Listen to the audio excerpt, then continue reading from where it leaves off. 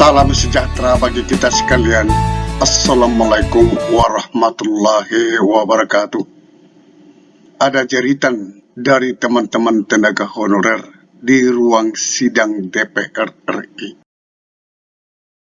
Tolong, tidak hanya sebagai catatan saja dan mendengar saja Dewan yang terhormat DPR RI. Tolong kami non-ASN. Itulah jeritan dari teman-teman tenaga non-ASN pada tanggal 31 Januari 2023. Apa jawaban dari DPR RI? Mari kita dengarkan. Oke, cukup ya. Baik, Baik. Pak. Pimpinan. Ini mungkin yang terakhir, pimpinan. Terakhir. Saya berharap teman-teman ini kan halus sekali Jawa Tengah masalahnya. Saya berharap tuh kayak Pak Ali gitu loh. Kalau di TV kan, wah luar biasa. Ini harapan saya seperti itu. Tolong yang terhormat, tidak hanya sebagai catatan saja dan mendengar saja. Tolong kami, tolong non-ASN kami untuk diupayakan komunikasikan. Entah, Ini mau itu harapan. ini mau kita jawab. Iya, Pak. Kalau bapak-bapak nggak ngasih kita ngomong nggak dijawab apa itu pertolongan tolong. Alhamdulillah. Ini ya, sebaik-baik manusia adalah yang berfungsi dan bermanfaat bagi masyarakat lainnya atau manusia yang lain. Terima kasih pimpinan, terima kasih. Ya. Semoga semuanya sehat. Udah ya, oke ya. Ya, terima kasih Bapak, Ya. terima kasih. Ya. Baik Bapak Ibu sekalian, pertama kami ucapkan terima kasih ya atas aspirasi yang seluruh disampaikan oleh Bapak Ibu tadi, yang sebenarnya seperti yang saya katakan di awal, kami sudah sangat paham karena di hari pertama kami berada di sini, aspirasi yang Bapak Ibu sampaikan ini sudah kami dengar. Bahkan sebelum kami di sini pun itu sudah dalam catatan-catatan di sekretariat itu sudah seringkali disampaikan. Oleh karena itu kami bukan sekedar mencatat saja selama ini dan bukan sekedar menyampaikan saja ke pemerintah, tapi kami sedang melakukan upaya yang sangat serius. Ya, pertama pendekatan sistem dan jangka panjang sampai kita belum menemukan formula yang tepat. Sampai saat ini kami masih membahas undang-undang tentang ASN. Udah 4 kali masa sidang, belum selesai-selesai. Salah satu isu yang membuat tidak selesai adalah bagaimana undang-undang itu bisa menjawab masalah ketenaga honorer seperti yang Bapak Ibu rasakan. Gitu. Makanya itu belum selesai, satu. Yang kedua, pendekatan penyelesaian menengah dan cepat. Nah, kami selalu ya mendiskusikan. Nah, alhamdulillah ini informasi, tapi ini juga masih di exercise ya. Kami di pimpinan dan Kapoksi itu sudah 3 kali, dua kali ketemu dengan Menteri Pendayaan Aparatur Negara untuk mencari formula yang paling tepat bagaimana menyelesaikan masalah Bapak Ibu sekalian. Ya. Dan sebelum itu kami sebenarnya juga sudah mendorong supaya DPR membentuk pansus. Ya. Kenapa pansus? Karena ini lebih serius. Ya. Supaya pemerintah juga memperhatikan secara serius, dan pansus itu bergabungan antara bukan hanya Komisi 2 saja, tapi Komisi 2, Komisi 4, Komisi 8, 9, dan 10. Ya, bahkan begitu 2, 4, 8, 9, 10 itu terbentuk, teman-teman di Komisi 5 juga ikut bergabung karena ternyata ada tenaga-tenaga di pekerjaan umum, di segala macam itu juga yang nasibnya sama dengan Bapak Ibu sekalian. Nah, jadi sebetulnya suara DPR ini sudah sangat kuat dorongannya untuk menyelesaikan masalah yang Bapak Ibu dihadapi selama ini.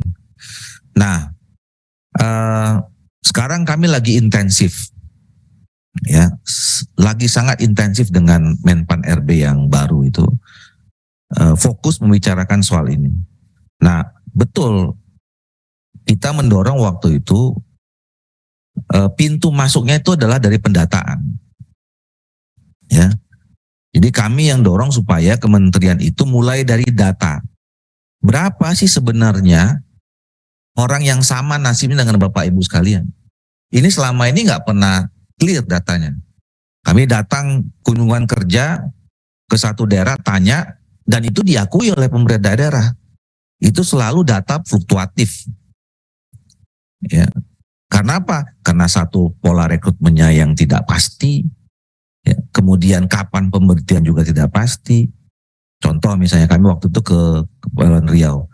Ya bisa aja kejadian, misalnya hari ini seorang tenaga honorer meninggal, istrinya nangis-nangis, tiba-tiba anaknya dimasukin begitu aja. Ada yang begitu. Nah, itu mengganggu soal database yang pasti. Nah, sama, akhirnya Kementerian Pan RB itu membuka pendataan. Itu yang Bapak-bapak bilang ada yang masuk pendataan atau tidak. Nah, problemnya kemudian, ini juga sering ada miskoordinasi antara pemerintah pusat sama pemerintah daerah. Ya. Prediksi awal, ya, jumlah tenaga honorer ini semua itu sekitar 800 ribuan. Ya. Dan kita waktu itu catat waktu itu kan Kementerian Pan RB mengatakan tinggal sekian, udah diselesaikan sekian, sisanya tinggal sekian gitu. Ya. Nah, waktu itu kita memperkirakan sisanya tinggal sekitar 500-an. Tapi begitu dibuka, asumsi awal tuh 800 ribu. Dikasih waktu sekian untuk masuk dari semua kementerian, lembaga, dari unsur pemerintah daerah.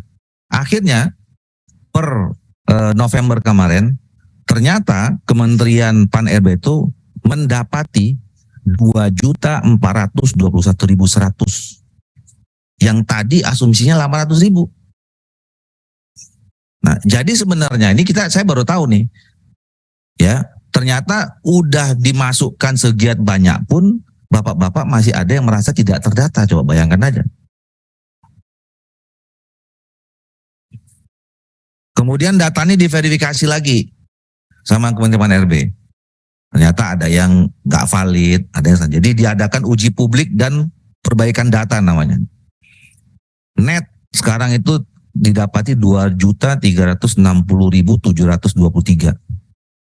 Dan ini disuruh minta sama kepala daerah masing-masing, apa istilahnya tuh?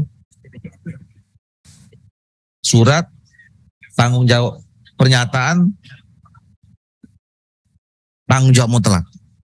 Nah, sampai sekarang itu tidak semua kepala daerah memberikan itu.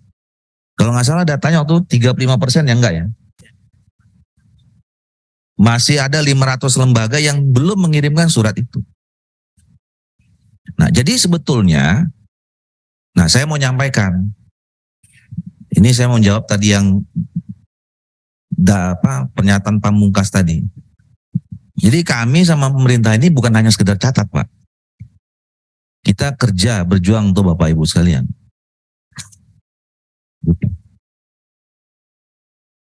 Nah, sekarang pemerintah sudah punya formula ya menyelesaikan ini. Tapi harus di-exercise. Makanya kita belum membuat rapat kerja. Ya. Karena harus dikoordinasikan dengan kepala-kepala daerah tadi itu, dengan asosiasi pemerintah gubernur, dengan asosiasi pemerintah kabupaten, dengan kota. Membangun komitmen. Ya, membangun komitmen bagaimana menyelesaikan yang sekarang ada dan kemudian bagaimana pola perekrutan ke depan dan pertanggungjawabannya. Nah, jadi saya ingin menyampaikan dalam kesempatan ini, sekarang mudah-mudahan berdoa saja kita dalam masa-masa akhir untuk menyelesaikan ini secara tuntas. Ya, mudah-mudahan formula yang sekarang sedang dirumuskan dan dieksersis oleh pemerintah itu bisa diterima oleh semua pihak. Ya, saya tidak tahu apakah nanti formula itu bisa memuaskan kita semua atau tidak. Nanti kita lihat. Tapi kami sedang bekerja untuk itu. Ya, jadi kita membutuhkan 1 atau 2 kali lagi konsinyering, ya, baru nanti kita bicarakan secara resmi di rapat kerja dengan Menteri Pan-RB. Nah, jadi itu situasi yang sekarang sedang kita lalui. Jadi intinya kami ini ingin supaya bapak-bapak keluar cepat dengan masalah, tapi ini tidak mudah. Jadi jangankan bicara soal siapa yang bertanggung jawab, bicara data saja kita belum pernah tidak klop. Makanya tadi saya bilang ini kan direkam ya, live streaming. Tadi kita lupa, harusnya kita undang perwakilan dari Kementerian Pan-RB, ya. Tapi tadi sudah bilang nih dekam, minta sama TV Parlemen, habis ini kita langsung kirim ke Menteri berita ini. Jadi artinya data yang terkumpul itu ternyata bapak-bapak masih ada yang belum terdata. Nah, di mana miss-nya? Nah, ini yang jadi Jadi tuntutan tadi soal, kami udah bilang juga. Justru kami yang paling ngotot waktu itu. Gimana kalau pemerintah tidak punya roadmap, tidak punya konsep menyelesaikan masalah tenaga honorer, kemudian tiba-tiba 28 November semua tenaga honorer dihapus. Nah, kita waktu itu minta supaya itu tidak diberlakukan, tapi dengan pertimbangan lain, ya nggak bisa serta-merta itu misalnya sekarang kita katakan besok kami menolak, nggak bisa. Nah, ada pertimbangan-pertimbangan lain. Nah, tapi jelasnya kami minta sama DPR, kalau nggak selesai, ya, kalau tidak selesai masalah honorer ini sampai tenggat waktu 28 November 2023 itu, mending itu tidak dilakukan. Gitu. Itu udah komitmen kesimpulan kami pada saat itu. Nah, jadi itulah Bapak Ibu sekalian, jawaban umum ya yang jadi jangan Bapak Ibu pikir yang pusing Bapak Ibu sendiri, kami juga pusing Pak. Tiap hari ketemu ini Pak Gaus ini tiap hari didatangin, tiap disuruh bicara, diskusi dan segala macam, nggak selesai-selesai. Nah, jadi kita ingin semua menyelesaikan.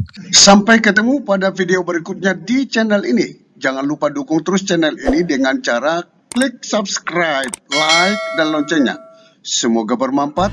Wassalamualaikum warahmatullahi wabarakatuh. Shalom.